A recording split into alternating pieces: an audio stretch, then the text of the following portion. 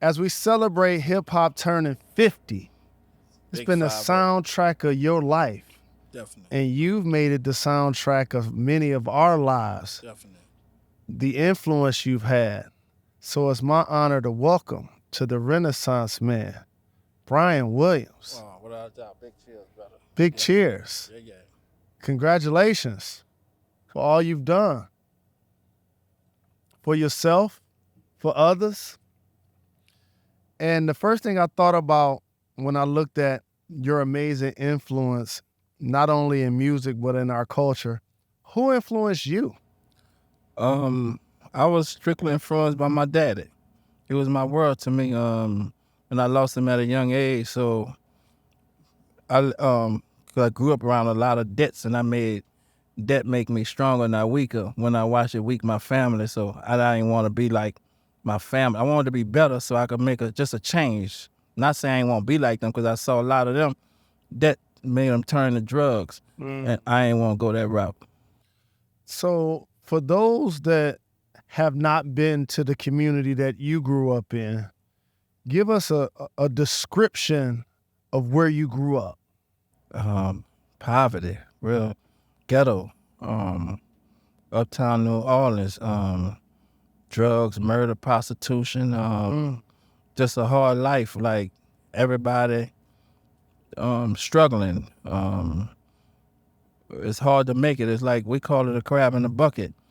If one get up, majority of people that we thought will make it got killed in where we come from. So and murder become numb to you. So just growing up, it was just what it was. We was born in it, so we seen it, and we had to live through it and figure it out and try to make what others went through, we be better, and our sacrifice be different.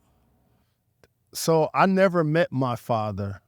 And for you to lose your father so very young, what kind of influence did that have on you? I lost my mama first. I lost her at 2 years old. I was moved to Canada. I lived in Prince George, Canada. And when I came back, I was in the boys' home. Then I got adopted by my father. What? Yeah. Hold on. I never see. This is why we're doing this, and I'm really grateful that you took the time. By the way, y'all see we in Miami. Oh, yeah. We doing it big. You know, the Miami Heat had a Heat, game yeah. tonight. We fell short, but we're going to bounce back. You know what I'm saying? So I want to talk more about the dynamics of your parents and losing your parents. What kind of impact did that have on you as a young man? Oh, man. Losing my mom, I never recovered in life. I'm still haven't recovered in life. And losing my father, like he was my everything, because he adopted us. He brought us back to him when I was living in the boys' home. In the boys' home, in my 5-6 years in the boys' home, I was adopted by a white family. I stayed with them for like a year, and I decided I wanted to go back because I wanted to be with my brothers and sisters. But when my father got us back, he passed away, and then I just turned to the streets. That became my family, the streets. So for a young man that was bounced around in so many different areas of his life, and now you see young people, as we do, like glorifying being in prison, glorifying the street life. Tell us what being in the streets was like for you. I started so young, but in New Orleans, you're on the edge every day. We call it your head on a swivel. So you got to be on your game, because you could go, debt come fast. So how we grew up, we was prepared for everything, anything. And penitentiary was honestly like a second home for us, because we learned that at a young age. So if we go to jail, we know how to do time. So just that lifestyle, I just ain't know no better, so I was in it. And once I was incarcerated and I read the Bible, it changed my insight about life and what I wanted to do with my life. And when I came home, I did something different and I started my company at 16 years old, making 17. I started Cash Money Records. At 16? Yeah, That's when you guys started it? yeah. So obviously, if you're in the streets and you're starting your label at 16 and you calling it Cash Money, that means you was really getting some bread. Yeah, we was really we was young and popping. We was young and making a name. We thought we was making a name for ourselves, but we really was lining ourselves up for the penitentiary.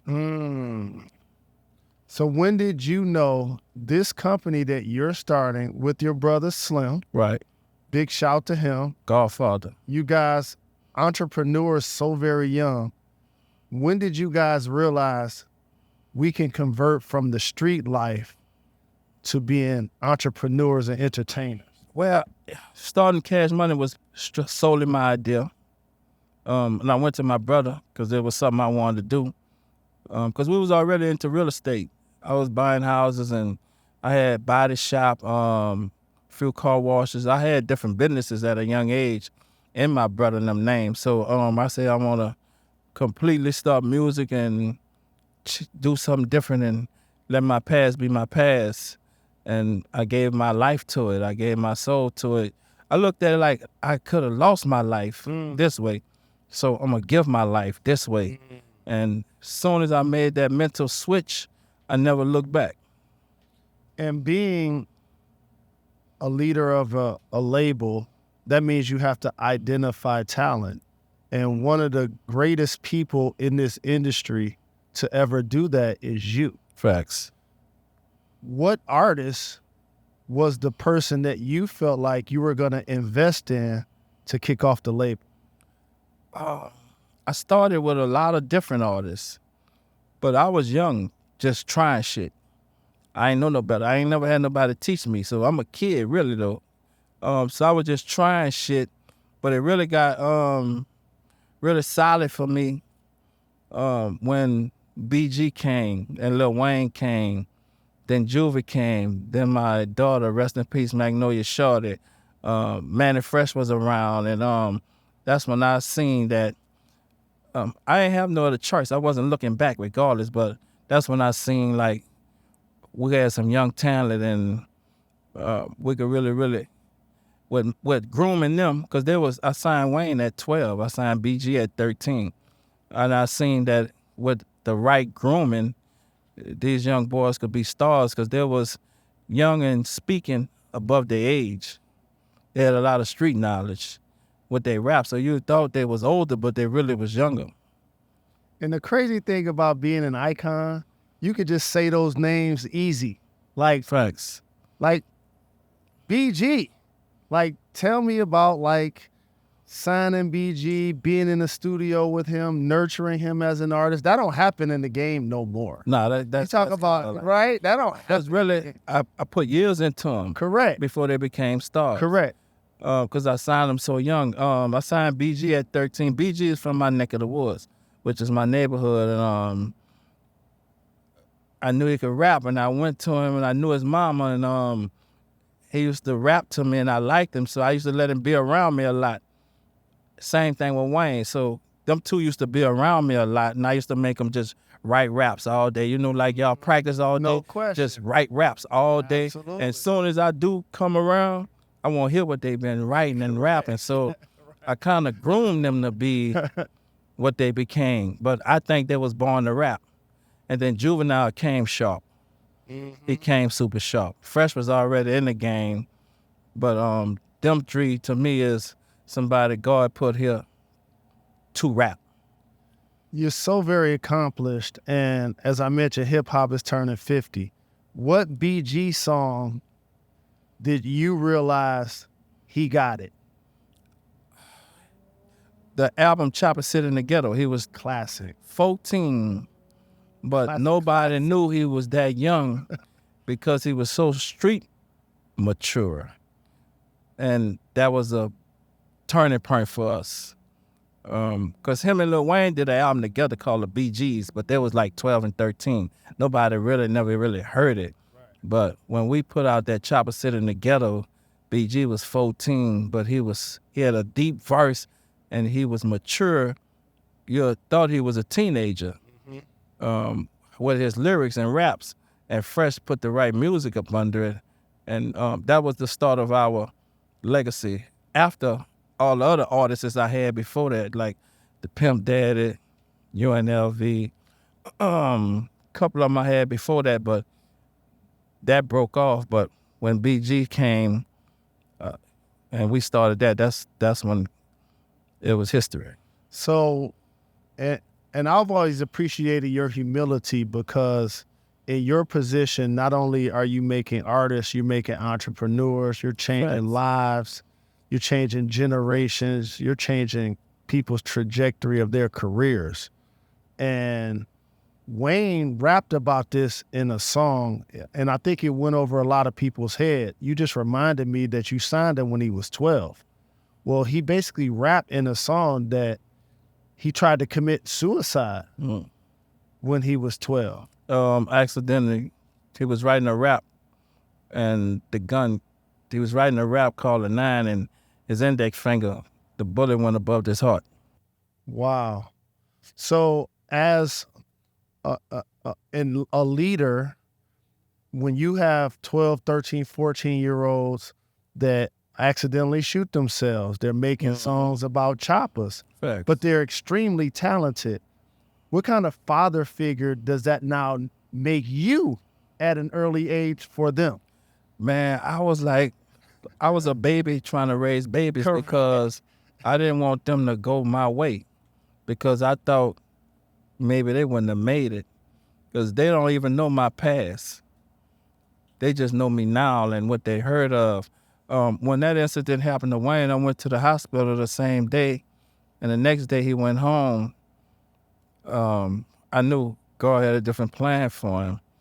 And just me, I was just trying to show them the right way, that we could do it, we're going to do it, we going to do it, not we can do it.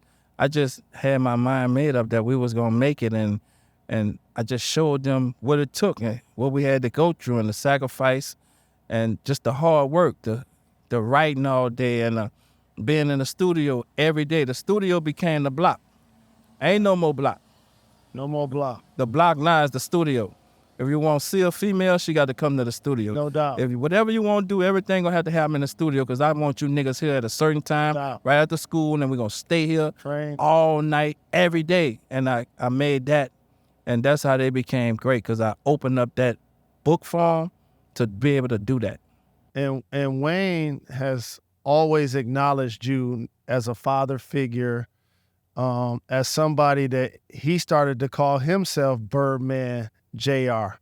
So what song or what session did you know, because he went on and it still is one of the greatest artists of all time. That's a fact.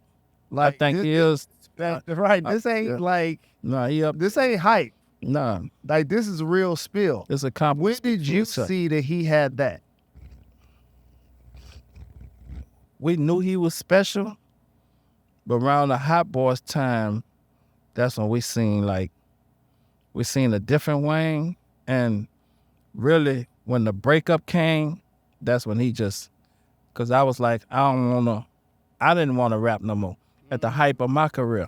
Wow. I say, look, Wayne, I don't want to rap no more. I'm going to give you the flow. You run the label. You the president of the label. That's dope. And I'm going to follow your lead.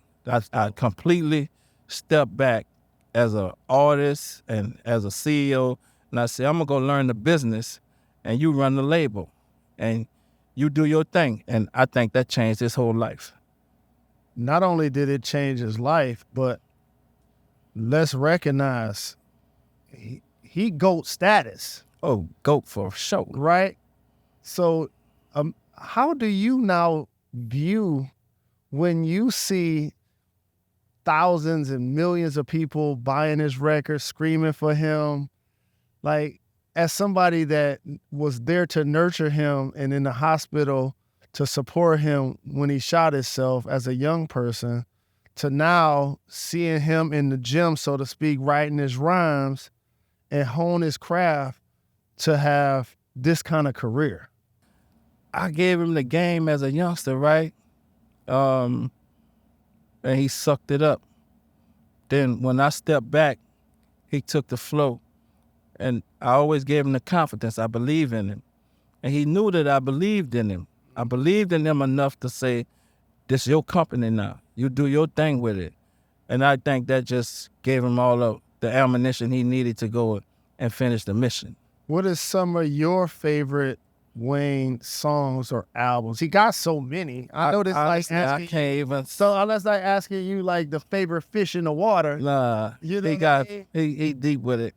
It's hard to even say, like, because I could go back to some of the old Wayne. Then you got some of the new Wayne. It's just hard for me to say what's my favorite. Cause he got so many. I mean, his archive is real long. Like, he had 100 singles in 1 year, like 100 features. Like, that's never been done. He broke all records ever. But you gotta understand, we from the South, right? Work ethic. So I put the work ethic hustle down with him, right? But we from the South, and we was the most underrated. Mm-hmm.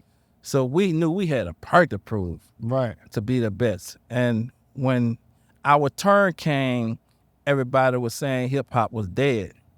We didn't understand that shit coming from the South. Right. Because hip hop was rising for us when they were saying it was dead. Correct. And that's when we shot straight through. So what about Manny Fresh? What about his influence? Nah, he's special. He paid the way. None but love and respect for Fresh. Like, Fresh paid the way. Like, you know, Fresh was a left alone nigga. We just let him do the beats. Right. He from another part of the city, so Right. he don't know half of the shit we going through uptown. He just come and go to work. But really though, bro, we started doing music in Fresh house. We didn't even have a studio. We recorded all our songs in Fresh kitchen. Wow. We ain't even had nothing. We were just before we went to go in the studio, but by the time Wayne them come around, now we in the studio. Right. But Fresh still look like a left alone type nigga. Let him do whatever he want to do. He got the beats ready. I'm on these niggas' ass, so these niggas don't get in no trouble. You understand me? Fresh older, so he doing his own thing. So we just come in there, you know, Fresh like you got that one nigga on the team, you just don't even fuck with him. He just, go ahead, bro. Yeah. He got it. Go ahead, bro. So not only have you started, and by the way, I don't even know if you know this, Russell Simmons in 2014, they were doing tributes to all of the greatest labels. And Russell Simmons said, the greatest label in the history of hip hop is Cash Money. What do you feel when you hear that? Coming from a man of that value of the game, you got to respect it. In 2014, when we was doing that, we respected it, but we still was on a mission. Any kind of compliment or honorary you get from this game, you got to respect it, because No doubt. it's a hard feel, you heard me? So in 2014, we heard it and we respect it, coming from a icon, a legend in this game with nothing but respect for that man. It was another thing, you know, that's motivation for us. We, like I said, we Southern. We down bottom. So what we doing, we not even supposed to be doing. The game wasn't built for us. The game came in our lap and we just rolled with it. We took it and ran with it. So all that shit was just big motivation for us. And a difference between you and other label leaders like Russell is that you also are a signature artist. And tell me about the formation of Big Timers. That was man Fresh, right? Yeah. We started the Timers, and I was city Big Timers is like a dope boy. And so I told Fresh, we're gonna just be the Big Timers. Cause you know, that's how I come up. First, like, why are you getting me into this? That's my partner. So we started the Big Timers, but we all was the Cash Money Millionaires at the Big Timers and the Hot Boys. So and we really started rapping because them little niggas was too young to get in the club, and they used to be kind of, besides Juvie, the rest of them used to be a little shimmy. So we used to be like they hype man. And I ain't get in the game to rap. Right. I got in the game to make rappers. Right. But I was kind of forced to rap. So I said, I'm going to just try this shit. I don't care if I rap or rhyme, nigga. I'm going to just pop my shit. If you fuck with it, you fuck with it. If you don't, I don't care. And that's how that shit started, bro. But the Big Timers. Now we got a legacy of our own. Correct. For a fact. So tell me about one of your favorite Big Timers shows. Man, Fresh used to do a lot of shows, bro. The motherfuckers used to throw their drawers and panties on the stage, and Because that's what y'all was rapping yeah, about. you heard me? Fresh, he a wild boy. You heard me? He gonna entertain all that shit. You heard me? I'm like, I ain't really with all that, but Fresh entertaining anything popping at the time when we was young. So, that was that Big Timer shit. We was popping our shit and they was fucking with it. So, like, Big Timers to me, like, changed the game in a lot of Big ways. Timers was all about what was really me, my image, my life. Yeah. All this The names of the song. diamonds, jewelry, cars. That was all my identity. I just had a fantasy as a youngster. I wanted to show my ass, and when I got some money, that's exactly what we did. So, also that spurned an era of things that a lot of Facts. people followed. Facts. The bling bling era. Yeah. And that We gets still me living to, that now. No doubt. And that gets me to another one of your nicknames.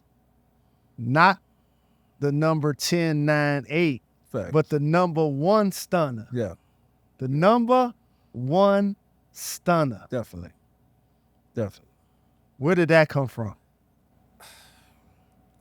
Honestly, right? Man, my partners, we on Martin Luther King and Claiborne. And my partner kept saying, man, did you watch this movie, MacGyver? I said, nah, man, I don't even watch TV. He said, man, this dude be doing his own stunts. I said, yeah. And they clicked. I said, you know what? I'm about to be the number one stunner. I'm about to come to my city. And because back then, we ain't really had shit. Right. I said, I'm about to change our identity of how we look at. We might have had one car with no AC, nigga riding with the windows down. I didn't understand why we had to have one car, one house. Right. You know what I mean? Like, we were sharing outfits, sharing clothes. I got 5 shirts, my partner got 5 shirts, he got 5 jeans, and we switching that shit up, nigga switching clothes up. So I said, I want to have 100 cars. I want to have 100 houses. I want to have extreme amount of clothes. And that little monster that was in me, it came out of me. Oh, it definitely came out because you guys, in your leadership and your creativity, also was the springboard to the bling bling era. Facts. What do you remember about starting that era? Like I said, it just come from not having nothing. And I just, in New Orleans, we ain't know nothing about none of that. We ain't know nothing about Rolls Royces and foreign whips. You know what I mean? We were Dickie suits, dope boys. That was normal for our city. And honestly, I went to New York and seen them niggas in foreign cars and all that shit. Niggas rocking big chains and like, man, I'm gonna bring this shit down bottom. We ain't never seen this shit down bottom. And that what influenced me, bro. I went seeing that shit in New York, and I came home and I put jewelry on everybody. We went and bought Rolls Royces, and we already had Rolexes, but we went and bought APs and all kind of wild shit, and we just turned up. We was treating cars like it was nothing, doing donuts in them, wrecking them, just my partner slamming into tree. We were just, I go to car lot and buy 50 whips for everybody. Yeah. 50? Yeah, I bought 50 whips for everybody. What kind? Hold on. And 15,000 was the maximum, but for some of them, but a couple of my partners, I spent a little more. But yeah, everybody in the project that had a license, I brought them a car. That's really. You remember what type of cars they was? It didn't matter. Whatever they had on the lot. Whatever they had. Just Whatever they had on go to the lot. Whoever we rocking with. My partner who was a friend of mine through my other partner, through High Bezel. His name was Greg Green. He was a car salesman. So we go get Greg and bring everybody that had a license. I bought him a whip and bought him insurance. And I just thought that when I was young, that's all a nigga was hustling for was a whip. And that gave so many of us, because I was included, pride. And when you start talking about being hood rich, gator, yeah, facts. For the pimp down. Big fact. Like those jingles became anthems. Right. And do you realize the impact that had on so many of us and the game? No, I didn't. Yeah, it elevated not only the Midwest and gave us confidence, but the South. But we seeing it from our perspective. We're in New Orleans, so we still ghetto with it. We still, honestly, that shit true. Like everything in my mama name, we really was living like that. So, and that's why it was so relatable to other people, because you got a ghetto in all America. You understand? Right. So, we didn't see the impact till later on. And for you as an artist, you also showed that you can branch out and be on other hit records and hold your own. Because I've referenced this song so many times. Yeah. What happened to that boy? Yeah. What do you remember about the formation of that song? Nah, Pharrell put that together, bro. That was a Pharrell.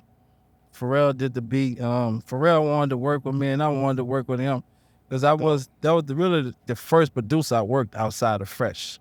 And I was kind of skeptical about working outside of Fresh. And Pharrell was like, bro, I think you dope. I want to work with you, bro.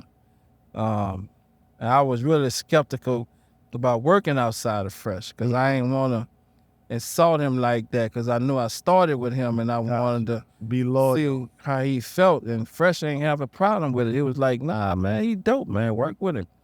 So, I made sure Fresh was there, and we was all at the studio, and Pharrell kind of came with the hook too, bro. Like the part, he was like, Stunner, you do that part and get them to do that part. But that's dope. That was a magical moment. That was the only time I got to work with Pharrell, but it was definitely magic. Well, that was definitely magic. And then, like I mentioned, when Russell Simmons said that you guys had the greatest label in 2014 on purpose, because that's before YMCMB.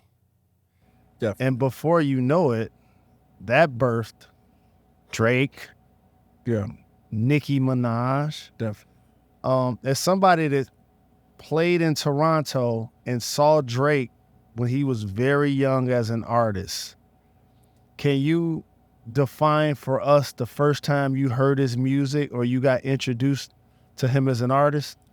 Wayne brought the music to me. Wayne was asking me what I thought about it. I was like, I think that nigga dope. That nigga bad. We ain't never heard no shit like that. Like, that nigga had them long words and had that singing flow. Like, we ain't never heard no shit like that in hip hop. Right. And I was like, man, that nigga cold, man. You hear me? Like, first time I met him, I told him he gonna be a legend. He was like, for real? I'm like, yeah, Drake, you're gonna be a fucking legend in this game. Because the hip hop ain't heard nothing like that. I ain't never heard nothing like that. What is it like for you to, like, not only be a part of artists' careers, be a successful CEO and artist of yourself, like yourself, but see them become like GOAT status? Like, we talk about some of the dopest people to ever do it. Nah, the dopest to ever do it. Right? Like, what is it like for you to see Drake now be mentioned, Wayne be mentioned as the greats? That shit really like magic, because I put in the work with them. Yeah, you did. And to see them take it as far as not just with rap, just in business. No doubt. You understand me? Like, they rappers, but they businessmen. To watch them take their business to those levels, that's more impressive than me than the rapping. You know, we know they're gonna do the rapping, and they're gonna do the rapping very well. So watching them become businessmen outside of the rapping, that's like, that's something I respect from them. And I know they watch, you know, it all come from watching what I did and what I done. But watching them become just businessmen, that's motivation for me. Do you have a favorite Wayne album? Do you have a favorite Drake album? I like all of it. I can't say no one particular album, no one particular song. Because you sitting there, you digest it. Hey, you you know the coolest part about it is I'm fans of it. So with Wayne, I used to just go in his sessions and watch him work. I wanted to watch him do this shit because I know ain't too many people gonna be able to do that. Just to say I saw him do this shit, like, it was intriguing to me that he'll go in the studio like 3 in the evening and stay to about 8 in the morning, right? So I'm there with him every night. I just wanted to watch him do it. I just used to watch him work like that, and I just wanted to be able to say that I saw that shit and I saw him be like that. And it didn't stop there. Nicki Minaj. Nah, she's special. Nicki Minaj also is a part of the GOAT. She's a GOAT. right. She's a So GOAT. when was the first time you got introduced to her music or her as an The artist? same thing as Wayne. Wayne brought the Nicki to me. We was in LA after the same day we sold 1 million copies on Carter 3 album. He said, Stunner, you can't got me out of my room, come see this. And I come down there and he showed me Nicki Minaj. I was like, damn, she cold. He said, we need a female in Young Money. I said, what you want to do? He said, I'm going to fly out here. He flew out there and we met, and then that was history. What about the clothing? What about branching out to the point where it's one thing for us to be Cash Money as a label. It's another thing for us to be YMCMB as a label. But now we're about to brand this thing. That was Wear our my own thing. gear. That was my thing, right? We're going to brand the brand because I know the brand going to last longer than the artist. Correct. You know, some artists last long, some artists come and go, but still the brand going to be there. So I just decided to say, we're going to do this YMCMB thing.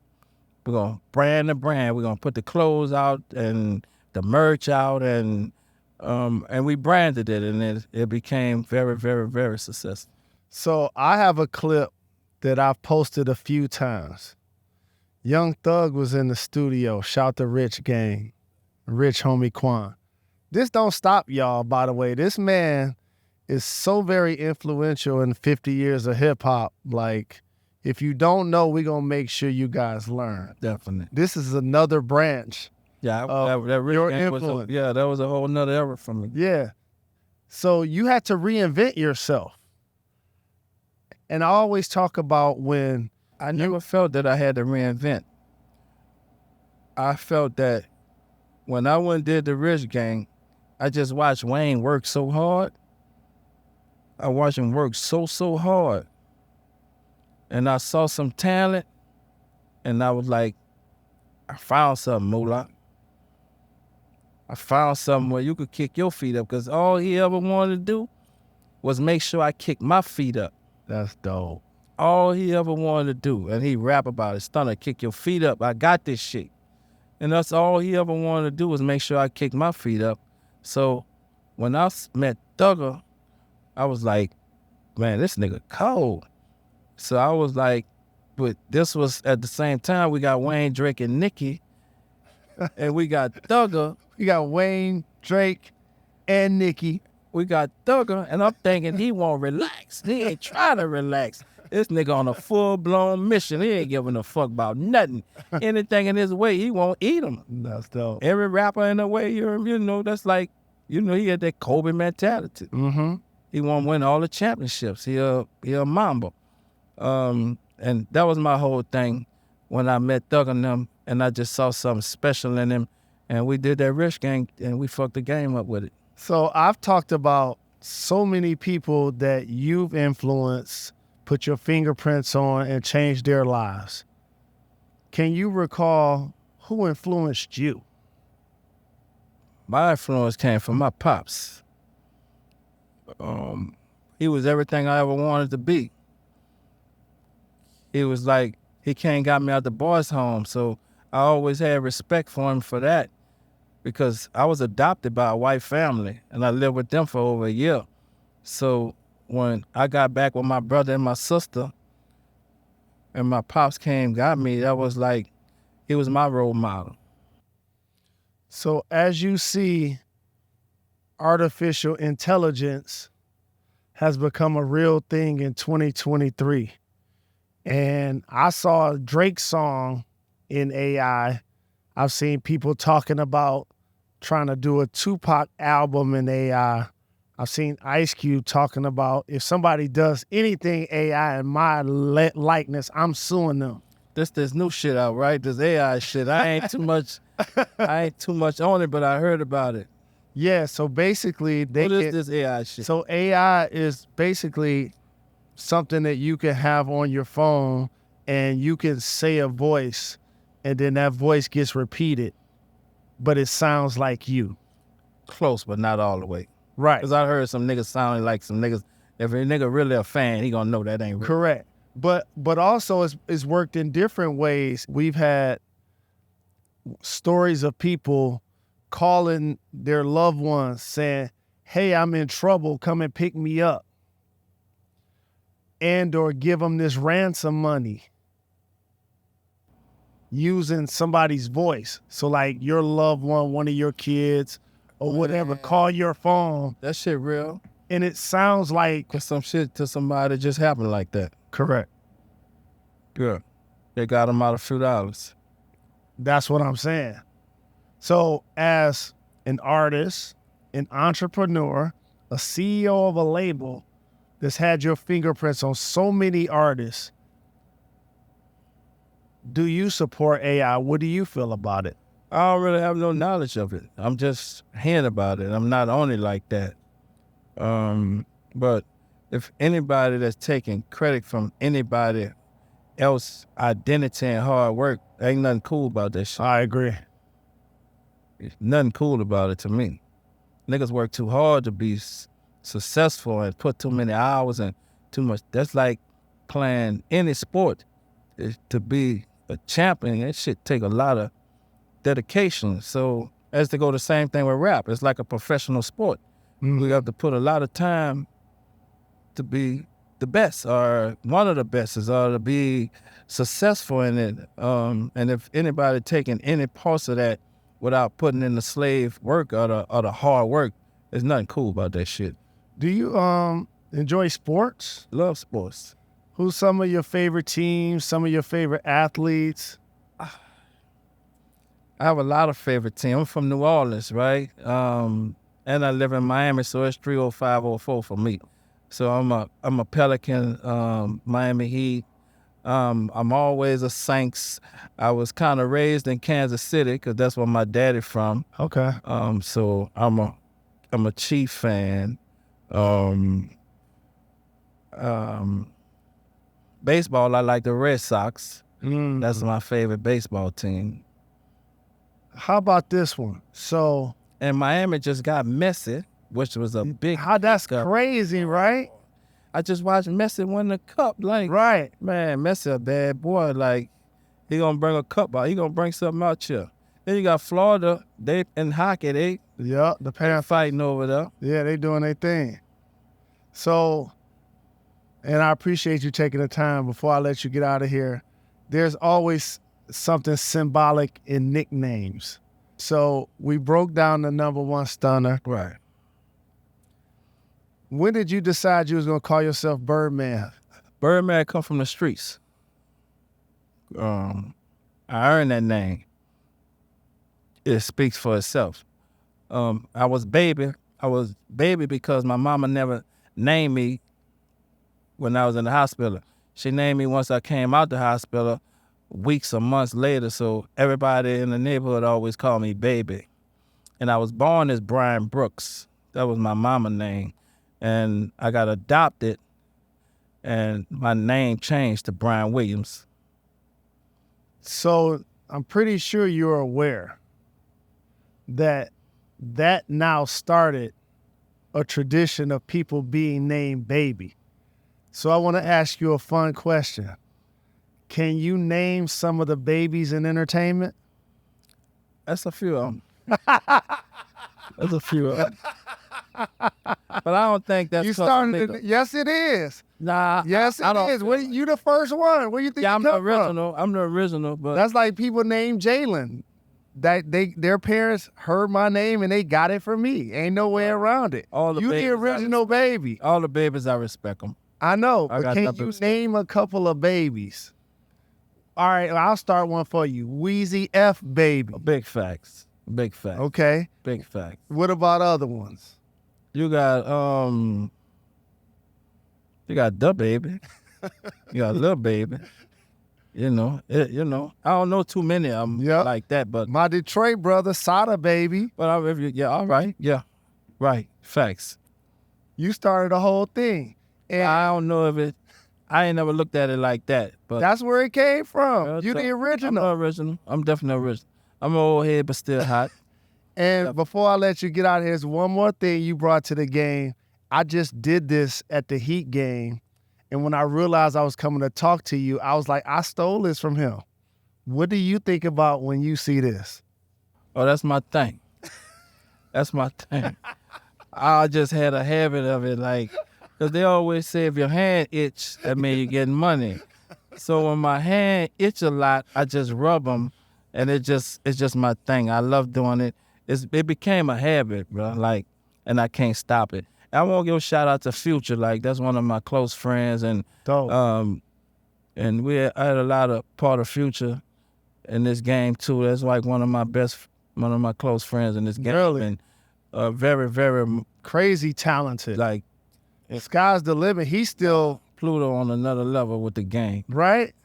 Pluto on another level. Who are some of the artists you just mentioned, Future, that you feel like that got now and next? NBA YoungBoy for sure. He definitely one of them, and him for sure. Like, time gonna tell what he gonna be, but time already told what he can be and what he have been. So I'm excited to see what Nephew gonna do and what's his longevity gonna be in this game. Then you got a lot of producers. Yo Gotti come from my umbrella also, and what he doing is very respectable, and how he carrying himself and his accomplishments. But the game ain't gonna never stop, bro. It's gonna keep elevating, and this like a ghetto dream for us.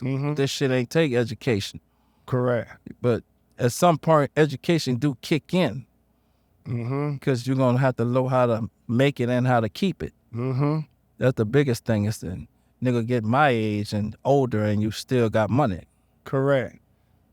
And as we wrap this thing up, I appreciate you taking the time.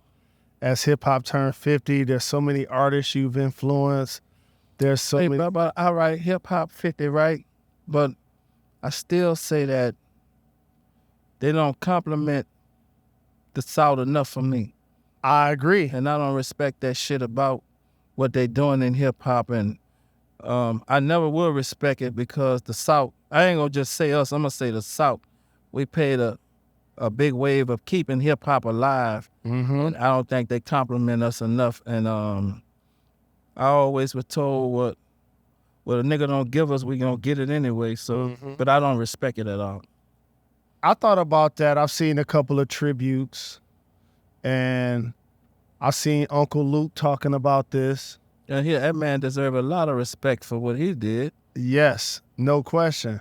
And like yourself, in his own way, led a label, Big helped facts. create a lane. Yeah, Luke was around before we was around. Correct. That man was huge, and he played a big part into hip hop when nothing was popping down. No doubt. Like, he went to court. He went to bat about it. Correct. And that's the reason, for y'all that don't know, that's the reason why those stickers, parental advisory, are actually on albums.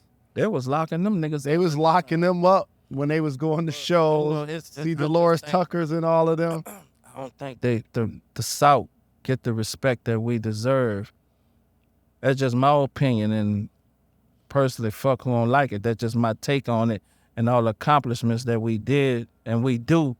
I think we deserve more respect, but respect come with honor. But still, as long as we getting the checks and we making the money, I'm good with that too. But still, the recognition comes with the game. Right, and I'll be like, I'll take the awards, but I prefer the money. I'd rather the money over anything. And for a fact, we getting the money. Ain't no hands down about that. We getting the money, but still, money comes with love and money comes with respect. And we earned all those rights. We ain't asking nobody to give us shit. We earned that shit. What are your top 5 record labels?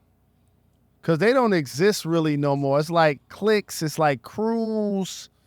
It's like we doing posse tracks, but it's not like we labels and we all wearing the chain. Record labels, it have to be niggas who did it before me. I always Jay Prince and rap a lot with somebody that I fuck with. Master P did his thing. Jermaine Dupri did his thing. Rough Riders did his thing. Diddy did his thing. Suge Knight did his thing. Rockefeller did their thing. I respect all these dudes. Russell Simmons and them, they the pioneers for everybody. So all them niggas I respect. But I always felt that I could be better than all of them. And I always thought that I could, even Diddy and them, he did his thing. I always thought that we was younger and we could last longer than all of them. That was my mentality as a youngster. And we did that. Well, you the number one stunner. I want to cheers to you, brother. Thank you for taking the time. Without doubt, my honest, man. Keep killing the game. Yeah.